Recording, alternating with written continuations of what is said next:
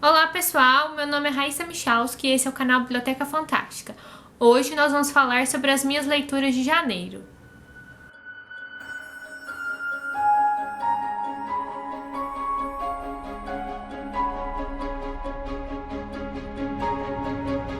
Iniciei o ano de 2016 muito animada para fazer muitas leituras. Eu gostaria de atualizar com vocês as leituras que eu já fiz, começando hoje com as leituras do mês de janeiro. Minha primeira leitura do mês de janeiro foi Uma Força Medonha, do C.S. Lewis. Esse autor é mais conhecido por escrever as Crônicas de Nárnia, mas esse livro aqui, Uma Força Medonha, ele faz parte de uma trilogia chamada Trilogia Cósmica. Esse é o terceiro volume da série e os outros dois volumes da série são Além do Planeta Silencioso e Perelandra. Esses dois livros aqui, eles se passam em outros planetas, mas esse daqui acontece aqui mesmo na Terra. O autor apresenta esse livro como um conto de fadas moderno para adultos e também que ele pode ser lido independentemente dos outros demais livros da série. Nesse livro nós seremos apresentados a personagens diferentes que não aparecem nos livros anteriores e ele se passa em uma universidade da Inglaterra. Nessa universidade nós vamos conhecer um dos personagens de nome Mark, que é um novo professor, e nessa universidade muitas coisas estranhas acontecem e tem uma trama de cunho malicioso que conta com a presença do vilão dos livros anteriores. Por outro lado, nós teremos um grupo de pessoas liderado pelo Dr. Ransom, que é um dos personagens dos livros anteriores, juntamente com a esposa do Mark, que se chama Jane. Ela possui alguns poderes, digamos, sobrenaturais, que são almejados pela aquela força malvada que está dentro da universidade, e esse grupo com o Dr. Ransom tenta destruir de alguma forma as coisas que a equipe malvada de dentro da universidade tenta tramar. Eu achei que esse livro, assim como os outros dois da trilogia, traz uma reflexão filosófica bem grande. Talvez por isso que o autor tem esse livro como mais direcionado para adultos. Eu não gostei muito dele, mas eu sou super fã da trilogia no geral, principalmente por causa dos dois livros iniciais que são muito bons. Esse livro aqui eu achei ele um pouco confuso e talvez extenso demais. A minha leitura seguinte de janeiro foi O Silmarillion, de Tolkien.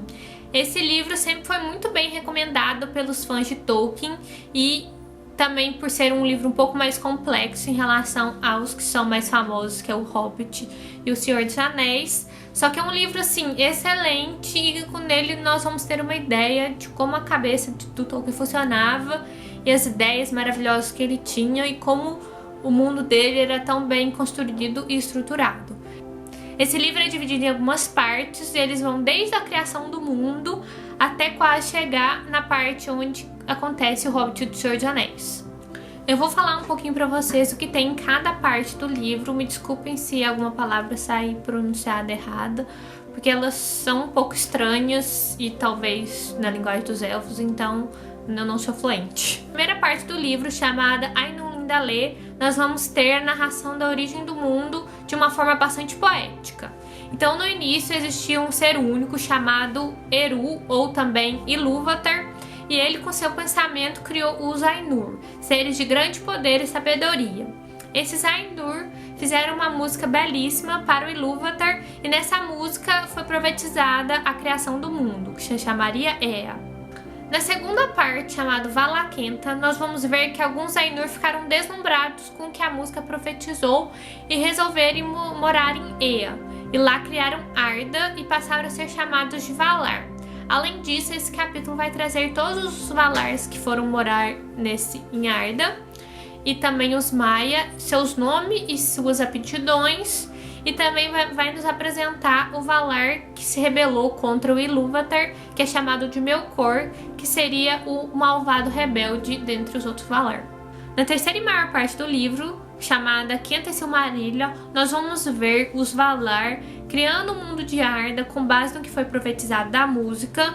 Eles também vão criar um reino só para eles, chamado Valinor, que seria separado, independente do reino dos outros seres que Ilúvatar criaria, principalmente os elfos, os humanos e os anões. Nessa parte, então, nós vamos acompanhar a trajetória desses seres, né, os elfos, os humanos e os anões, Essa parte pode ser um pouco complexa, porque vai ter nome de muitas e muitas pessoas, que vai narrar, assim, muitos anos em algumas poucas páginas, todas as suas conquistas, todos os seus feitos, porque vão envolver várias gerações das famílias e também as guerras que eles enfrentaram entre eles e contra o Melkor, que é o Valar malvado, o que vai incrementar bastante as guerras que acontecem nesse período é a criação por parte de Fëanor, que é um elfo, de algumas pedras que se chamam Silmarils. Essas pedras contêm o brilho de uma árvore que se encontra no reino de Valinor, que é o reino dos Valar. E essas pedras causam tanto inveja dentre os seres que acaba causando muitas guerras, inclusive o Valar malvado, que é o Melkor. Ele tem muita cobiça por essas pedras e ele acaba criando várias intrigas e botando coisa na cabeça de muita gente para que ele possa pôr a mão nessas pedras. E além de tudo, ele será responsável por criar o Melkor, será responsável por criar muitos seres malvados que vamos encontrar posteriormente nos livros do Hobbit e do Senhor dos Anéis.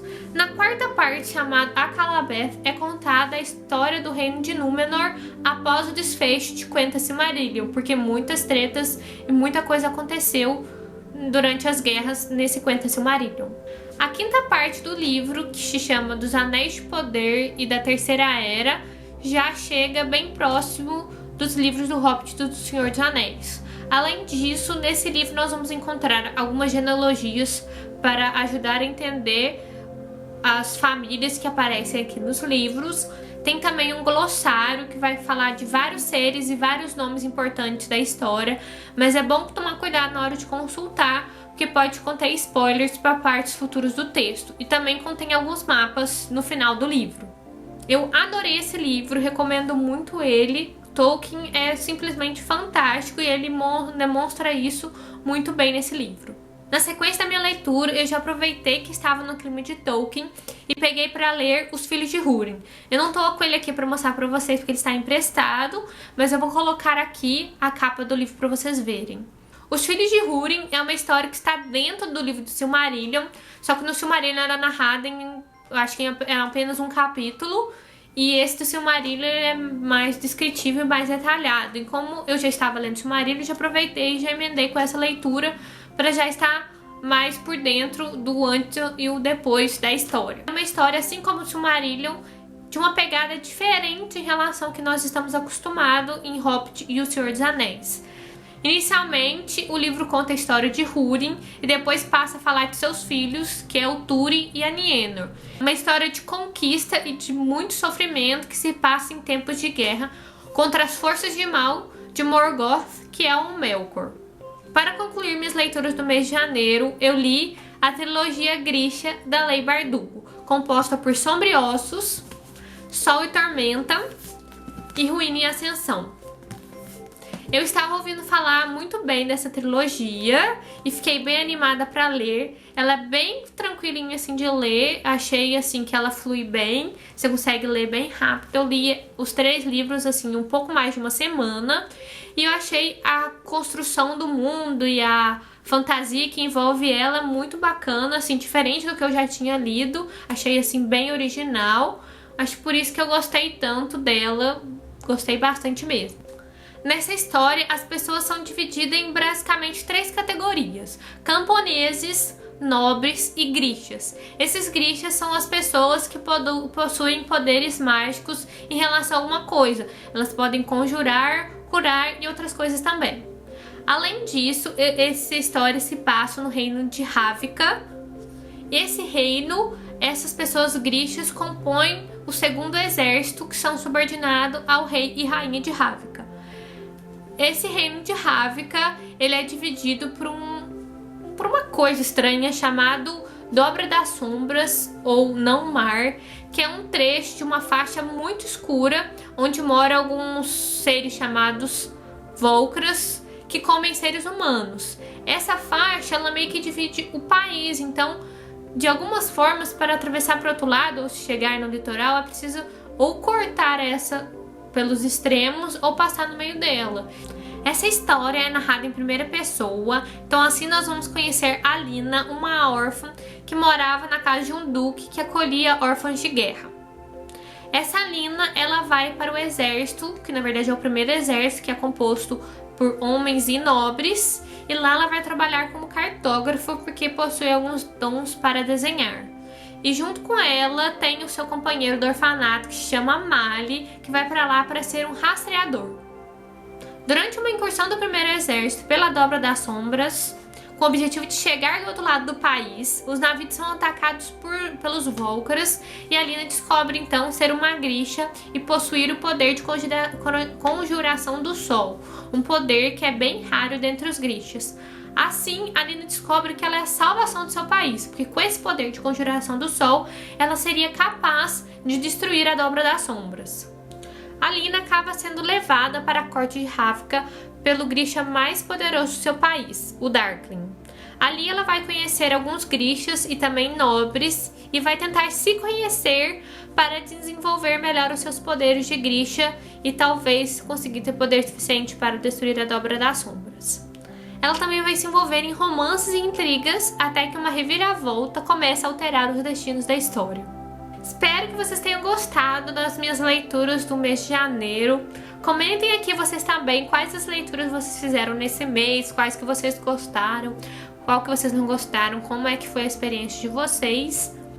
Não se esqueçam de se inscrever aqui no canal, deem um joinha se tiverem gostado do vídeo, também divulguem com seus amigos. Uma boa leitura e tchauzinho!